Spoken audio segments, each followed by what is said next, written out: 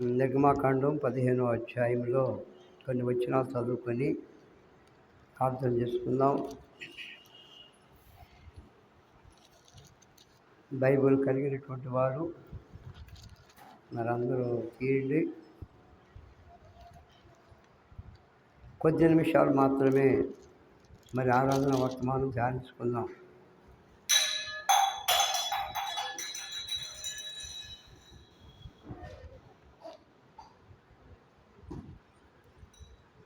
పదిహేనవ అధ్యాయము మొదటి వచనం నుండి 6వ వచనం దాకా మార్చి చదువుకుందాం. నిర్గమాకాండం 15వ అధ్యాయము మొదటి వచనం నుండి 6వ వచనం వరకు మార్చి చదువుకుందాం. అప్పుడు మోషేయు ఇశ్రాయేలీయులను యెహోవాను గూర్చి ఈ కీర్తన పాడిరి. యెహోవాను గూర్చి గానము చేసేదను, ఆయన మిగులు అతిశయించి జయించెను.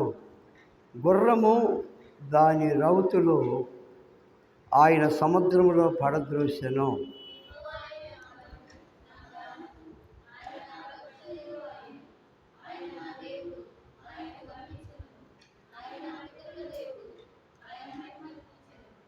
యెహోవా యుద్ధశూరుడు, యెహోవా అని ఆయనకి పేరు.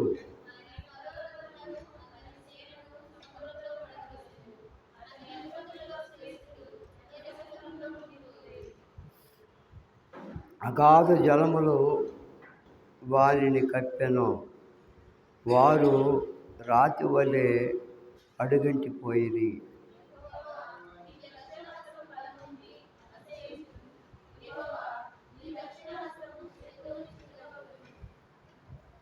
ప్రార్థన చేసుకుందాం.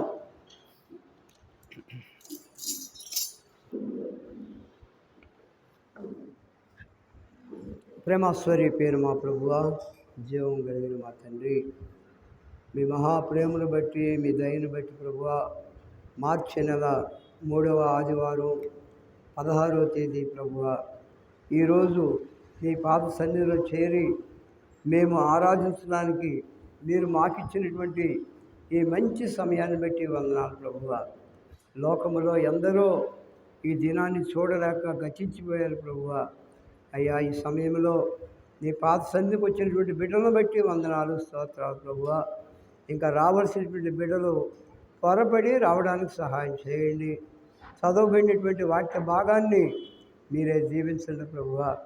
మనిషి మాతృలను మాట్లాడేందుకు చేతగాని వాళ్ళను ప్రభువా మీరే మరుగుపరుచుకొని మీ యొక్క ఆత్మ ద్వారా మాకు కావలసిన వర్తమానం దయచేయమని, మహిమ ఘనత ప్రభావములు మీకే చెల్లించు మా ప్రభు అయిన యేసు క్రీస్తు నామమున స్తుతించి ప్రార్థించి వేడుకుంటున్నాము తండ్రి, ఆమేన్.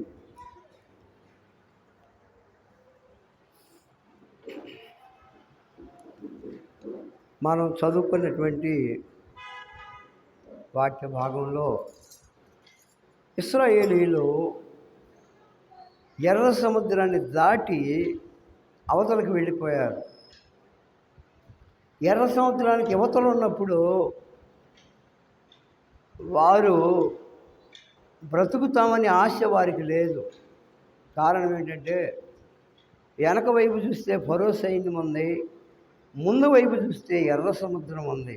అంటే ముందు నుంచి వెనక గొయ్యి అన్నట్టుగా ఉంది వారి పరిస్థితి. అయితే అలాంటి పరిస్థితుల్లో వాళ్ళందరూ ఆశలు వదులుకున్నారు. ఇక మనం బ్రతకం అయిపోయింది, మన కథ ఈరోజుతో అనుకున్నారు. అక్కడ సమాధులు లేవని ఇక్కడ తీసుకొచ్చాడు మమ్మల్ని అని చెప్పి ఆనాడు ఇశ్రాయేలీయులు వారు ఎంతో గొనుగారు, సనిగారు, వేదన పడ్డారు, బాధపడ్డారు. మోషే మీద అనుకున్నారు, ఎందుకయ్యా మమ్మల్ని ఇక్కడ తీసుకొచ్చావని. అయితే దేవుడు అక్కడ ఒక అద్భుతమైన కార్యం జరిగించాడు. ఒక అద్భుత కార్యం ఏమిటంటే, ఆ కార్యం ఎర్ర సముద్రాన్ని 2 పాయలుగా చేసి తన ప్రజలను క్షేమంగా అవతల ఒడ్డుకు చేర్చాడు. చూడండి, దేవుని ప్రేమ ఎంత గొప్పదో ఆలోచించండి. ఒక్కొక్కసారి మన జీవితంలో బ్రతుకుతామని ఆశ లేనప్పుడు ఏమిటి ఈ బాధ, ఎందుకు వచ్చింది నాకు ఈ కష్టం, ఎందుకు వచ్చింది ఈ నష్టం, ఏమిటి నా పరిస్థితి, ఇక నేను బ్రతకను అనుకున్నప్పుడు దేవుడు అద్భుతంగా మనలను ఆదుకునే దేవుడై ఉన్నాడు. అట్లాగే మరణానికి మనల్ని అప్పగించేవాడు కాదు మన దేవుడు. ఎందుకంటే మన దేవుడు ప్రేమ గలవాడు. మన దేవుడు ఎవరు? ప్రేమ గల దేవుడు. ఆయన దేవుడు ప్రేమాస్వరూపి. చూడండి, ఒక తండ్రి తన కుమారుని ఎడల జాలి పడినట్లుగా దేవుడు మన ఎడల జాలిపడే దేవుడుగా ఉన్నాడు. ఈ లోకంలో ఎంతోమంది ప్రజలు ఉన్నారు, మరి కొద్దిమంది మాత్రమే మందిరానికి వచ్చేది, మిగిలిన వాళ్ళు రారు. అయినను దేవుడు వారి మీద కూడా జాలి పడుతున్నాడు. మనం ఏం చేస్తాం? ఇంట్లో అన్నం వండితే మన పిల్లలకు పెట్టుకుంటాం, మన ఇంట్లో వాళ్ళకి, లేక నీ భర్తకు పెట్టుకుంటావు, బంధువులు ఇస్తే బంధువులు పెట్టుకుంటావు, పక్క వాళ్ళకి పెట్టవు కదా భోజనం. ఒకవేళ అన్నం వండుకోకపోయినా కానీ నువ్వే పట్టించుకోవు. కారణం ఏంటంటే మానవుని యొక్క ప్రేమ హద్దులతో కూడినటువంటి ప్రేమ. అంటే తన అనుకున్న వారిని ప్రేమిస్తుంది, కానీ దేవుని ప్రేమ అందరినీ ప్రేమిస్తుంది. అందుకని మన జీవితాల్లో ప్రభువుని ఆరాధించాలి. తన ప్రజలను మరణానికి అప్పగించేవాడు కాదు. వాళ్ళు అనుకున్నారు ఇదే ఆఖరి రోజు అనుకున్నారు, కానీ అద్భుతంగా దేవుడు ఆ సముద్రంలో నుండి యువతల ఒడ్డుకి క్షేమముగా వచ్చారు, ప్రాణాలతో వచ్చారు. ఐగుప్తీయులు మరలా వారిని తీసుకుని వెళ్ళాలని ఫరో సైన్యంతో వచ్చాడు. రథాలు చూడండి, రథాలతో వచ్చాడు, గుర్రాలతో వచ్చాడు, గొప్ప సైన్యంతో వచ్చాడు. ఇక్కడ చూడండి, దేవుడు అంటున్నాడు, మీరు ఊరక నిలుచుండి చూడుడి, ఊరక నిలుచుండి చూడుడి, యుద్ధము యెహోవాదే. నేనేం చేయొద్దు, ఊరక నిలబడి చూడండి అన్నాడు. మీరు మాట్లాడొద్దు, ఏమి చేయొద్దు. యుద్ధం ఎవరు చేస్తారు? యెహోవా. మన పక్షంగా యుద్ధం చేసేవాడు యెహోవా. మనం ఎప్పుడైతే మౌనంగా ఉంటామో వెంటనే దేవుడు యాక్షన్ తీసుకుంటాడు.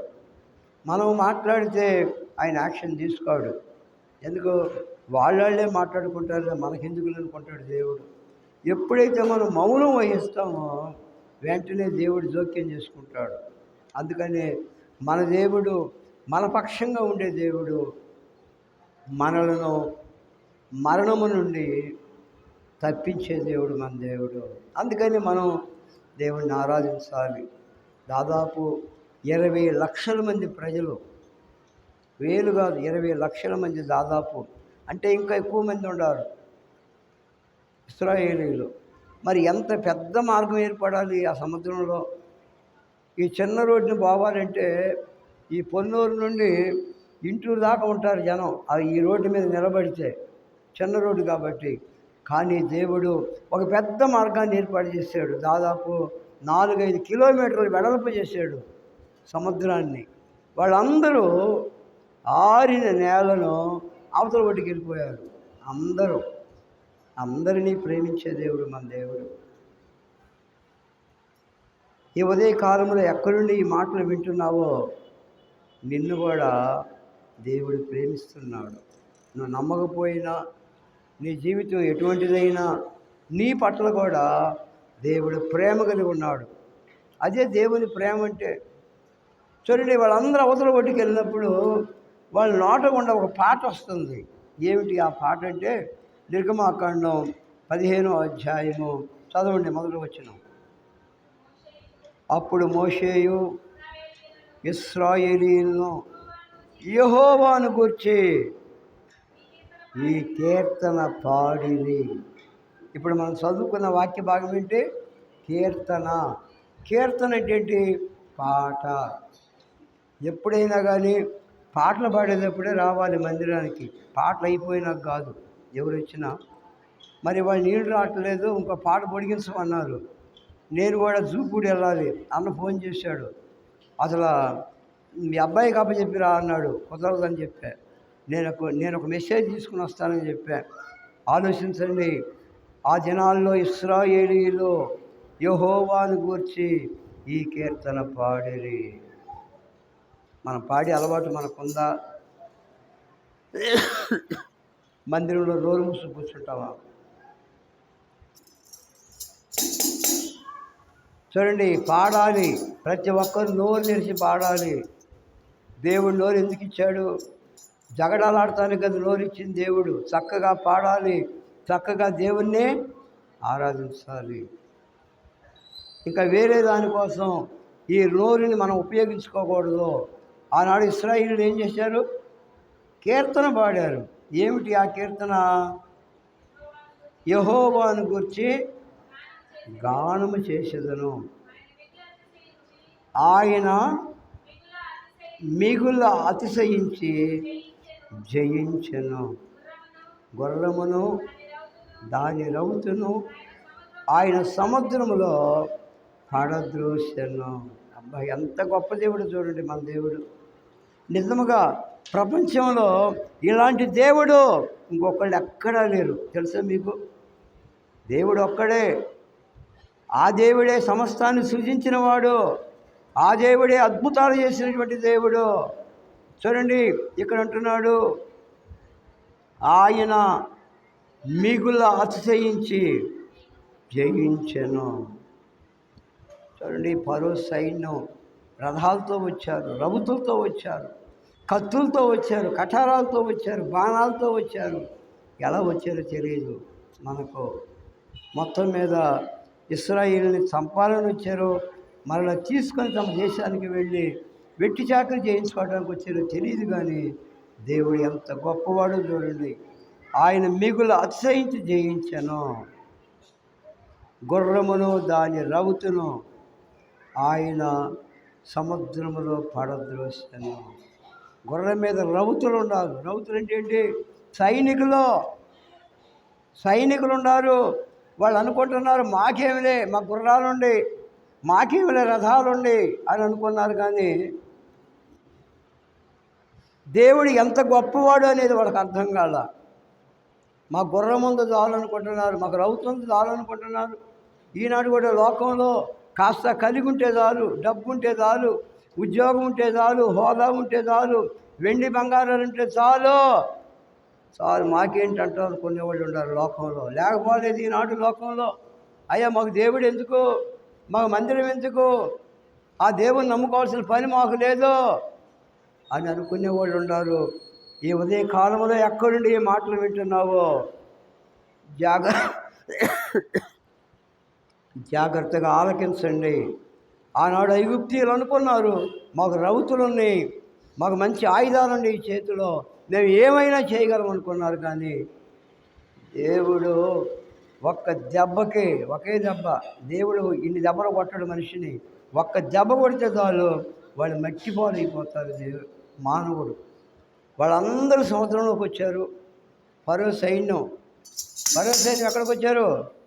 సముద్రంలోకి వచ్చారు. రథాలతో వచ్చారు. రథాలు కొన్నటువంటి ఆ శీలలు ఊడిపోయి, ఎంత దూరినా కానీ రథాలు ముందుకు పోట్ల, చక్రాలు ఊడిపోయి. అయితే దేవుడు తన ప్రజలను అవతల ఒడ్డుకి క్షేమంగా నడిపించాడు. ఈ ఫరో సైన్యం ఆరిన నేల అక్కడ ఉన్నారు, వీళ్ళు కూడా సముద్రంలో ఉన్నారు, అటు నీళ్ళు ఇటు నీళ్ళు. అప్పుడు దేవుడు మోషేతో అన్నాడు, మరలా నీ చేయి దాపు అన్నాడు. కర్ర, ఆ కర్ర తీసుకుని అన్నాడు, అంతే 2 పాయలు కలిసిపోయి. అప్పటిదాకా నీళ్లు 2 పాయలుగా ఉండేవి.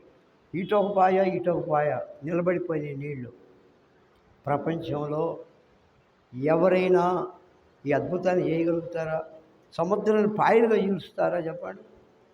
మన వల్ల గోదావరి నదినే మనం చేస్తలేము. గోదావరి ఎందుకు? ఈ కాలువ ఉంది కదా మన పక్కమటే, చిన్న కాలువ, ఆ కాలువనే చేస్తలేము. మనల్లేమైంది ఏమీ కాదు. మనల్లా ఎవరినైనా తిడతాం చేస్తావు, కొడతాం చేస్తావు, ఇంకేమైనా చేస్తావు. కానీ మన వల్ల ఏమీ కాదు. మనం ఆరాధించే దేవుడు సర్వశక్తి కలిగిన దేవుడు. మోషేతో అన్నాడు, కర్ర జీపి అంటే 2 పాయలు అయిపోయింది. మరలా కర్ర జీపి అంటే 2 పాయలు కలిసిపోయి ఫరో సైన్యం అందరూ కూడా ఒక్కడు కూడా బ్రతకల. అందరూ చనిపోయారు. వాళ్ళు ఏ ఉద్దేశంతో వచ్చారు? ఇశ్రాయేలీయుల్ని మరలా తమ దేశానికి తీసుకొని వెళ్ళి వాళ్ళ చేత వెట్టి చాకరీ చేపిద్దాం అనుకున్నారు, కానీ వాళ్ళు అనుకున్నట్లుగా జరగలేదు. ఈనాడు కూడా మనం అనుకుంటాంలే, ఏదేదో అనుకుంటాం, ఏమేమో చేయాలనుకుంటాం, మనం ఎన్నో ప్రయత్నాలు చేస్తాం, కానీ దేవుని చిత్తం కానప్పుడు మన ప్రయత్నాలన్నీ ఏమైపోతాయి?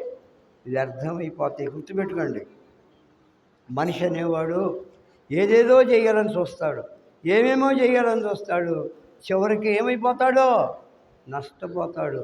ఎవరైనా సరే దేవుని బిడ్డల మీద కక్ష కట్టినటువంటి వాడు, ప్రపంచంలో వర్ధిల్లిన వాడు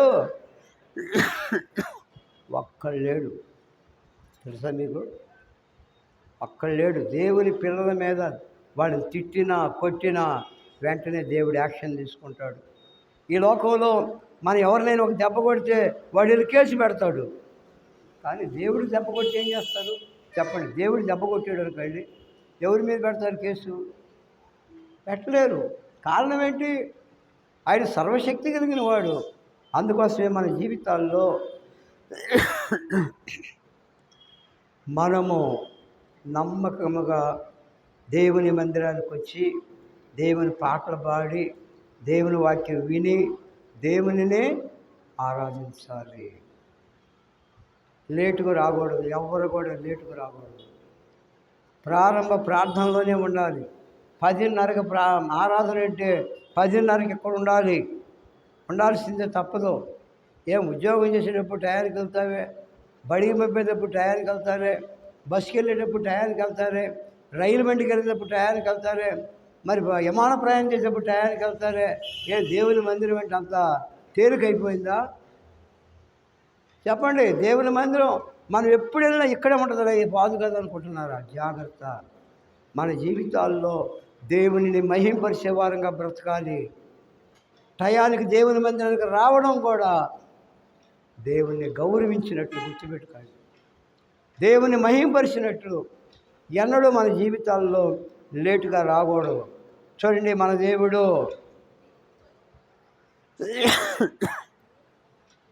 ఇశ్రాయేలీయులకు జయమిచ్చినటువంటి దేవుడు మన జీవితాల్లో కూడా మన అనుదినం మనకేమిస్తున్నాడు? జయమిస్తున్నాడు. మనకు జయం పాపం మీద, లోకం మీద, శరీరాశులు, నేత్రాశులు, జీవడంబం, అది ఏదైనా సరే, ధనాపేక్ష. కొంతమంది డబ్బు మీద ఆశ ఉంటుంది, కొంతమంది బంగారం మీద ఆశ, కొంతమందికి ప్లాట్లు కొనాలని, కొంతమంది బిల్డింగులు కట్టాలని, ఎన్నెన్నో ఆశలు. దేవుని మీద లేదు ఈ ఆశ. దేవుని మీద ఆశ కలిగి బ్రతకాలి. ఏ మనుషుడైతే దేవుని మీద ఆశ పెట్టుకొని బ్రతుకుతాడో వాడు ధన్యుడని ఉంది వాక్యంలో. తెలుసా మీకు? దేవుని మీద ఉండాలి మన ఆశ. ఈనాడు దేని మీద ఉంది నీ ఆశ? ఆలోచన చేయండి. దేవుడు మనం ఆరాధించే దేవుడు జయమిచ్చే దేవుడు. ఇశ్రాయేలీయులకు జయాన్ని ఇచ్చాడు. వారు ఆనందంగా పాటలు పాడుతున్నారు. 2వ వచనం చదువు. యెహోవాయే నా బలము, నా గానము, ఆయన నాకు రక్షణ ఆయను. ఆయన నా దేవుడు, ఆయనను వర్ణించదను. ఆయన నా పితరుల దేవుడు, ఆయన మహిమను నృతించదను. చూడండి, ఇక్కడే మనకు ఆరాధన జరిపోయే వర్తమానం ఉంది. ఇక్కడే ఈ 2 వచనాల్లోనే ఇక్కడ అంటున్నాడు, మొట్టమొదటిగా అంటున్నాడు, యెహోవాయే నాకు బలము. దేవుని బిడ్డలకు బలం కావాలి. మనం ఈ లోకంలో పని చేసుకోవాలంటే మనకేం కావాలి? పొలం వెళ్ళి పని చేసుకోవాలంటే బలం కావాలి, అంట్లు తోముకోవాలంటే బలం కావాలి, నీళ్లు తెచ్చుకోవాలంటే బలం కావాలి. నువ్వేం చేయాలని ఏం కావాలి? మనకి బలం కావాలి. బలం లేనివాడు ఏం చేస్తాడు? బలం లేనివాడు మెదలకుండా బొబ్బుని ఉంటాడు. బలం లేని మెదలకుండా కూర్చుంటాడు రోడ్లమ్మటి, బజార్లమ్మటి, అక్కడ ఇక్కడ. బలం కలిగినటువంటి వాడు కష్టపడి పనిచేస్తాడు. గుర్తుపెట్టుకోండి. ఈ లోకంలో ఆయన మనకేమై ఉన్నాడు? బలమై ఉన్నాడు. బలమైనటువంటి దేవుడు ఆయన. ఈ ఒక్క వచనాన్ని వర్ణించాలంటే సాయంకాలం దాకా చెప్పొచ్చు, ఒక బలాన్ని తీసుకుని. అలాంటి బలవంతుడు మన దేవుడు. ఏమన్నాడు యెషయా గ్రంథం 9:6లో? ఆశ్చర్యకరుడు, ఆలోచనకర్త, బలవంతుడైన దేవుడు. మనం ఆరాధించే దేవుడు ఎవరో? బలవంతుడే, బలం కలిగిన దేవుడు.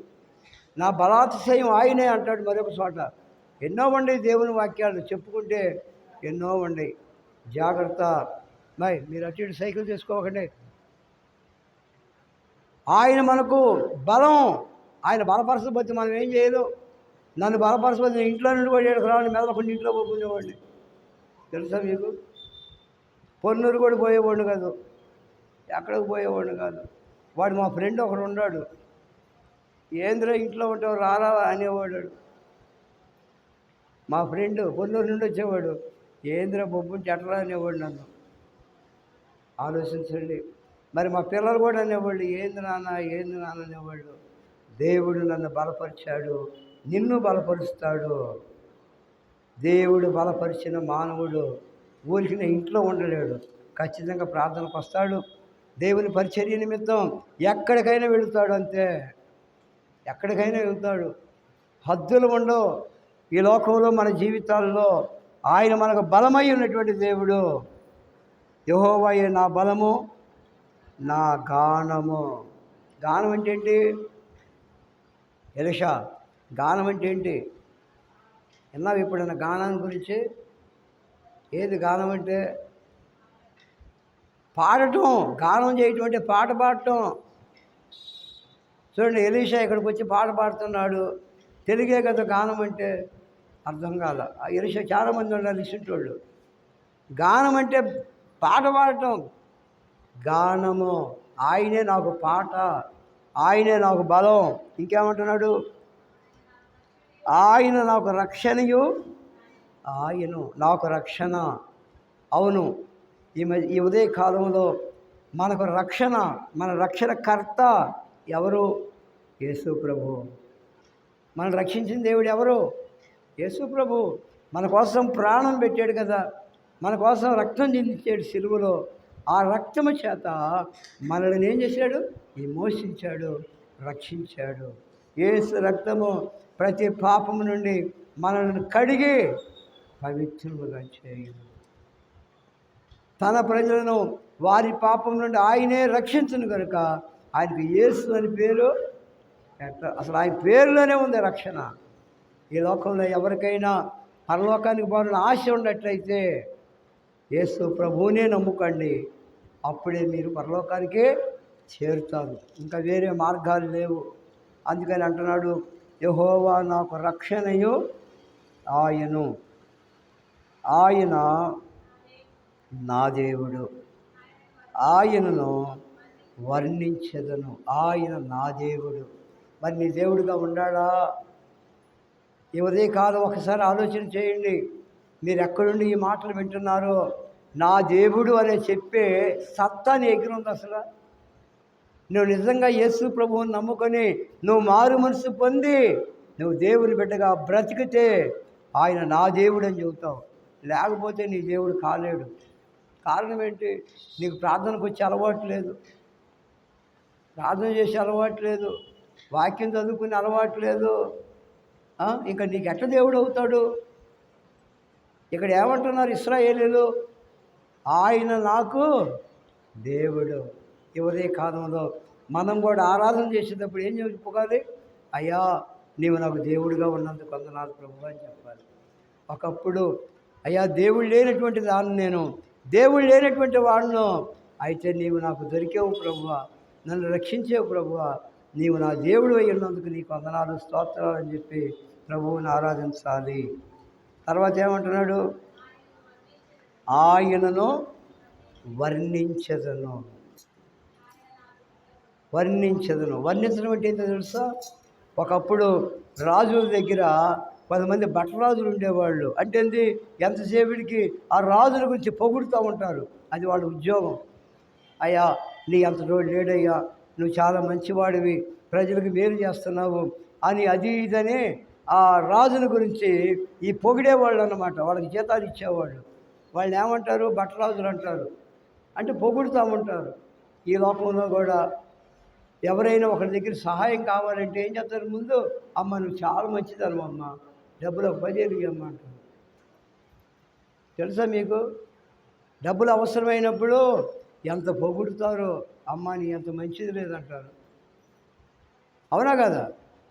అమ్మ నిన్ను గురించి అందరు బాగా చెప్పుకుంటున్నారు అంటారు. ఒట్టిదే, ఎన్ని ఒట్టి మాటలే, ఒట్టి మాటలు. డబ్బులు తీసుకున్నాక ఉంటుంది వాళ్ళ ప్రతాపం. జాగ్రత్త, మనము దేవునిని వర్ణించాలి. అందుకని చెబుతున్నాం, దేవుణ్ణి మనం ఏం చేయాలి? వర్ణించాలి. అయ్యా నువ్వు గొప్ప దేవుడివి, నువ్వు ప్రేమ కలిగిన దేవుడివి, నీవు దయా దాక్షిణ్యం గలవాడువు, నీవు కరుణా సంపన్నుడువు అని ఎన్ని దేవుణ్ణి వర్ణించాలి. మరి వర్ణిస్తున్నావా? చెప్పండి. ఒక మంత్రి దగ్గరికి వెళ్ళి సహాయం పొందాలంటే ఆ మంత్రి దగ్గరికి వెళ్ళి వాడికి 100 మాటలు చెప్పాలి. 100 మాటలతో పొగడాలి. పొగిడితే వాడికి దయ కలిగిద్ది. ఏమన్నా నన్ను గురించి బాగా చెబుతున్నాడు, ఏదో ఒక మేలు చేద్దాం అనుకుంటాడు. కనీసం ఒక 1000 రూపాయలను ఇచ్చి పంపిద్దాం అనుకుంటాడు. కారణం ఏంటి? ఈ పొగడ్తలను బట్టి. అయితే మన ప్రభువుని మనం ఏం చేయాలి? పొగడాలి, ఆయన వర్ణించాలి. ఆయన ఎంత గొప్ప దేవుడో. అయ్యా ఈ భూమి ఆకాశమును సృజించిన దేవుడు ప్రభువా, నీకు వందనాలు ప్రభు అని చెప్పాలి. అది వర్ణన. తర్వాత ఆయన నా పితరుల దేవుడు. మళ్ళీ ఏమంటున్నారు వీళ్ళు? ఆయన నా పితరుల దేవుడు. నాకే దేవుడు కదయ్యా, నా తాత ముత్తాతల దేవుడు, అబ్రహాము ఇస్సాకు యాకోబుల దేవుడు, ఆదాముకు దేవుడు, నోవాహు దేవుడు, ఏమనుకుంటున్నారు? హానోకు దేవుడు, ఎనోషుకు దేవుడు. పితరులు అంటే వాళ్ళే. ఆదాము మొదలుకొని అక్కడి నుండి ప్రారంభమైంది వంశావళి. తర్వాత నోవాహుతో ముగింపు అయిపోయింది. నోవాహు 3 కుమారులు, షేము, హాము, యాపెతు. ఆ 3 కుమారుల నుండి ఈ ప్రపంచంలో ఉన్న ప్రజలందరూ కూడా వచ్చారు. ఆదాము నుండి వచ్చిన ప్రజలు నోవాహు జలప్రలయంతో నాశనం అయిపోయారు. దేవుని భయం లేకుండా, దేవుని అంటే భక్తి లేకుండా తమ ఇష్టానుసారంగా జీవించినందు చేత వారి మీదకి దేవుని కోపం వచ్చేసింది. వాళ్ళందరూ ఏమైపోయారు? జలప్రలయంలో నాశనం అయిపోయారు. అక్కడ నోవాహుని ఏర్పాటు చేసుకున్నాడు. 3 కుమారులు, 3 కోడళ్ళు, నోవాహు తన భార్య. మొత్తం ఎంతమంది? 8 మంది. ఆ 8 మంది ద్వారా దేవుడు మరలా ఏం చేశాడు? ఈ భూమి మీదకి జనాన్ని విస్తరింపజేశాడు. అందుకని ఇక్కడ అంటున్నాడు, నా పితరుల దేవుడు. ఆ తరాలు గతించిపోయింది. అయినా కానీ ఇక్కడ దేవుని ఏమని వర్ణిస్తున్నారు? నా పితరుల దేవుడు. నా దేవుడివే కాదు, నా తాత ముత్తాతల దేవుడు. అందుకని అంటాడు, అబ్రహాము ఇస్సాకు యాకోబుల దేవా అంటాడు. తెలుసా మీకు? అబ్రహాము ఇస్సాకు యాకోబుల దేవా. అబ్రహాము కుమారుడు ఇస్సాకు, ఇస్సాకు కుమారుడు యాకోబు. అందుకని ఆ వర్ణన. తర్వాత ఆయన మహిమ ఉచించదను. ఆయన మహిమను నేను ఉచిస్తానంటాను. అంటే ఏంటి? చెప్తానంటున్నాడు. మనం ఎవరికైనా చెబుతున్నామా? యేసయ్య ఎంత గొప్ప దేవుడు. ఈ మాటలు రావు మనకి. నలుగురు ఒక చోట కూర్చుంటే ఆ ముచ్చట్లు, ఈ ముచ్చట్లు, ఈ ముచ్చట్లు.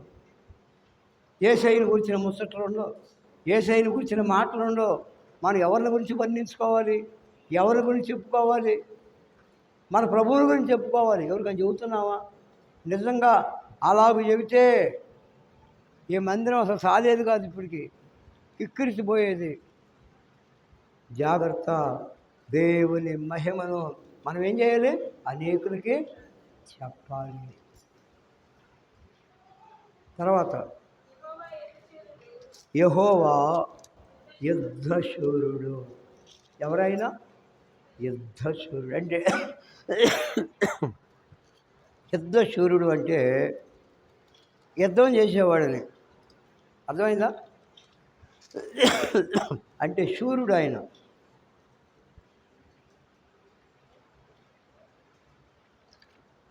ఆయన ఎక్కడ ఓటమిని ఎరగనివాడు. అంటే ఎక్కడ ఓడిపోయినటువంటి వాడు.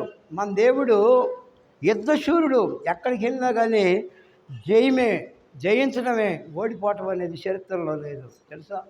దావీదు యుద్ధానికి వెళ్తే దావీదు పోయే చోటల్లా జయం పొందేవాడు. తెలుసా మీకు? ఆ జయాన్ని ఇచ్చింది ఎవరు? దేవుడే. వెనక దేవుడు ఉంటాడు. దేవుని బిడ్డలు వెనక ఎవరు ఉంటారు? దేవుడు ఉంటాడు. అందుకని మనం ఏం చేయాలి? యుద్ధశూరుడు. మనం ఆరాధించే దేవుడు ఎవరు? యుద్ధశూరుడు. మన పక్షంగా యుద్ధం చేస్తాడు. మీరు ఊరకి నిలుస్తుంది చూడండి, యుద్ధము యెహోవాదే. ఊరకు ఉండాలి. కోపం వచ్చి చెడాబడా మాట్లాడితే కుదరదు. తెలుసా మీకు?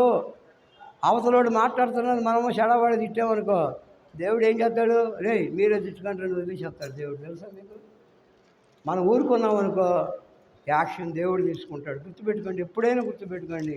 మీ జీవితంలో నీ ఇంటి పక్క వాళ్ళు నీ మీద తగాదాకు వచ్చినప్పుడు ఏం మాట్లాడవద్దు. మెదలకుండా ఇంట్లోకి వెళ్ళి నవ్వుకుంటూ ఉండు. అవతల వాళ్ళకి పిచ్చెక్కిద్ది, నవ్వుతూ ఉండు. నువ్వు నీ ముఖం చూసేవాడు ఎర్రెక్కిద్ది. ఏంద్రో ఇన్ని మాట్లాడినా కానీ ఈమెకి అసలు ఏమి రోసం భాసం లేదని వాళ్ళకి పిచ్చెక్కిద్ది. మైండ్ కూడా పనిచేయదు. ఏమనుకుంటున్నారు? జాగ్రత్తగా ఉండాలి దేవుని బిడ్డలు. మనం ఎవరి మీద యాక్షన్ మనం తీసుకోకూడదు. యాక్షన్ తీసుకునేవాడు ఎవరో? దేవుడే. తర్వాత చదువు. యెహోవా అని ఆయనకి పేరు. యెహోవా అంటే అర్థం ఏంటి చెప్పండి? యెహోవా అని ఆయనకి పేరు. యెహోవా అంటే ఎవరు? ఆయన పేరు ఏంటి? ఆయన పేరుకి అర్థం ఏంటి చెప్పండి? యెహోవా అని ఆయనకి పేరు. యెహోవా అంటే అర్థం ఏంటి? నేను ఉన్నవాడును అనువాడునై ఉన్నాడు. మోషే అంటాడు, అయ్యా నీ పేరేంటో చెప్పయ్యా కాస్త అంటాడు. నేను ఆ దేశం మీదకి వెళ్తే అక్కడికి వెళ్తే ఇశ్రాయేలుతో మాట్లాడాలంటే నీతో మాట్లాడిన దేవుడు ఎవరో మాకు చెప్పమంటారు. మేమేం చెప్పాలి? అప్పుడు అంటాడు దేవుడు, నేను ఉన్నవాడును అనువాడునై ఉన్నాడు. ఉన్నవాడు ఎప్పటి నుంచి ఉంటాడు?